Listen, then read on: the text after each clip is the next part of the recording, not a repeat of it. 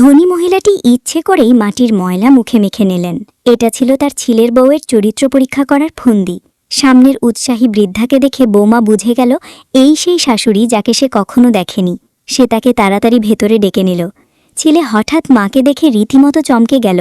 ভয় পেল মা না আবার তার আসল পরিচয় ফাঁস করে দেন। সে একটা অজুহাত খুঁজছিল মাকে বিদায় করার জন্য, কিন্তু তখনই নাকে এলো বাজে গন্ধ।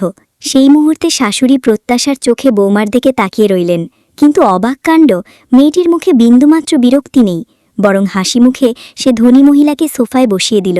শাশুড়ি তখন অভিনয়ে নামলেন। কাঁদতে কাঁদতে বললেন তার জীবন খুবই কষ্টের, কখনো কখনো খাবারই জোটে না, এমনকি নিজের ঘরটাও ভেঙে পড়েছে, তাই বাধ্য হয়ে ছেলের কাছে এসেছেন। কিন্তু বৌমা তার গলার ঝকঝকে হাড়ের দিকে আঙুল তুলে প্রশ্ন করল। ছেলে ভয় পেল মায়ের পরিচয় ফাঁস হয়ে যাবে। সে তাড়াতাড়ি বলল, অনেক দিনের গরিবী, তাই নকল গয়না পরে নিজেকে সাজাতে ভালো লাগে। স্ত্রী বিশ্বাস করল দেখে সে স্বস্তির নিঃশ্বাস ফেলল। কিন্তু পরের মুহূর্তেই মেয়েটি ব্যাগ গোছাতে শুরু করল। শাশুড়ির বাড়ি মেরামত করতে যাবে সে। ছেলে বউকে নিরুৎসাহিত করতে চাইল, কিন্তু সে অনড়। সাথে সাথে অনলাইনে বিমানের টিকিট কেটে ফেলল।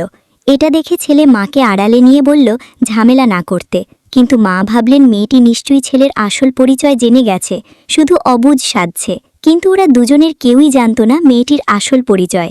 সে আসলে একজন ধনী কুবের, শুধু তার রিয়েল এস্টেটের সম্পত্তিই কোটি কোটি টাকার। কিন্তু অঢেল টাকা আর লুকানো পরিচয় নিয়ে জীবন কাটাতে সে ক্লান্ত হয়ে পড়েছিল। এই সময়েই তার সাথে দেখা হয় তার স্বামীর, যে নিজেও গরিব সাজছিল।